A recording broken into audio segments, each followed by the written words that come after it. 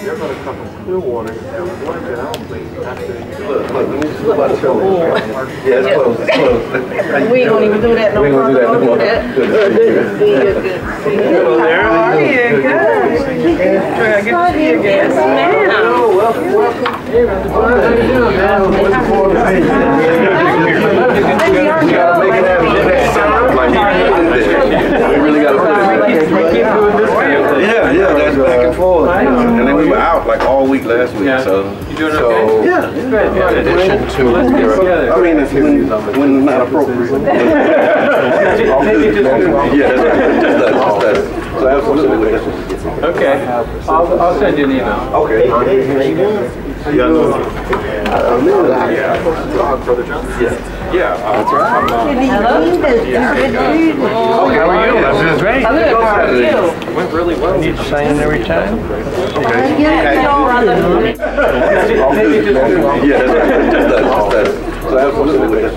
Okay. I'll send you an email. Okay. Comes up.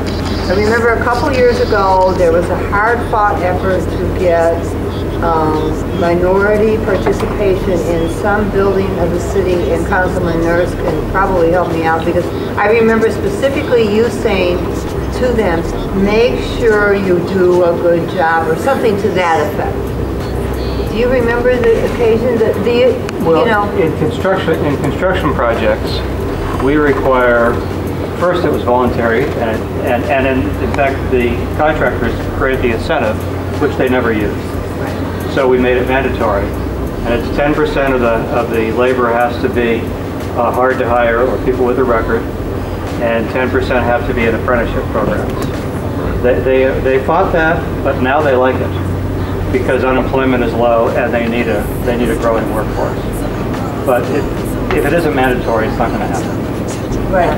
So as I said, this will be the final thought on that, and then we would like to ask your permission to move on because we have a full agenda tonight. Sorry. I'll come back to the next one. It's going to be the first Monday. Okay. It sounds like there's a lot of opinions to bring to City Council at 8:30 on Thursday morning. Yeah. I'll see you there. Thank you. And one more thing. The agenda here. And one more thing before I... Ma'am, here you will have the last question or comment. The city still owns 20% of Bayfront, right? Bayfront through the Healthy St. Pete Foundation.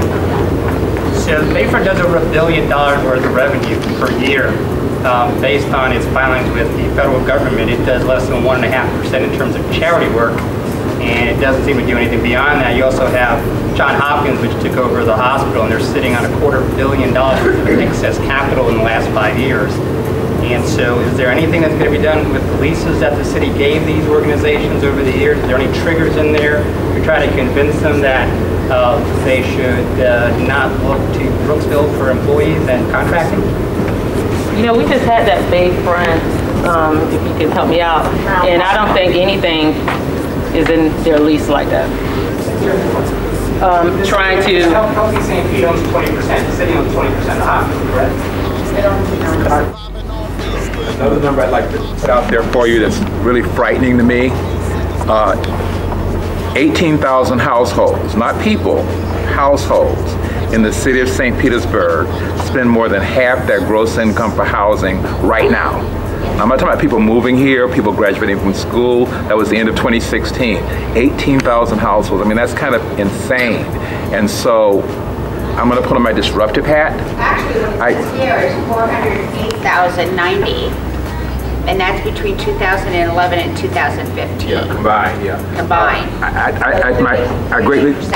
I greatly suspect that's, I am not a fan of the committee of the whole process, and I'll tell you that up front, so you'll know that I'm not saying this is a fan of the process, because the committee of whole is city council people who are not experts at housing, sitting, making decisions about housing. being led solely by staff who has their own ideas of how fast and how far things should move. I think the conversations needs to be bigger than the committees as a whole, or we're going to get, as Carl said, these incremental changes. We'll reduce the minimum lot size from 5,300 foot to 5,145. You know, and as one of my board members like to say, I think Carl said this actually, they want to move here and we need to be over there on the other side of the room. Right. And so I think we need to proceed with what we're asking for and really get a whole lot of community input from real experts who can take them good information. That's just my own personal bias. That may not be the way it works out, but I'm terrified of that. I'd like to also mention that on April the 26th at 8:30 for that council meeting will be. Council, we have our own legislative aide now, which is such a great help, and this is mine. Her name is Keandra Darling. And many of you may know Miss Bernice Darling, and that's her granddaughter. And she's a great help to me. And then the little girl next to her is my granddaughter, Cabria. Housing is critical shortage in the St. Petersburg area. No one that I know has built a new housing complex designed for the lower income families that I know of. And Carl keeps a close heartbeat. Can you verify, Carl, that the terms of multifamily?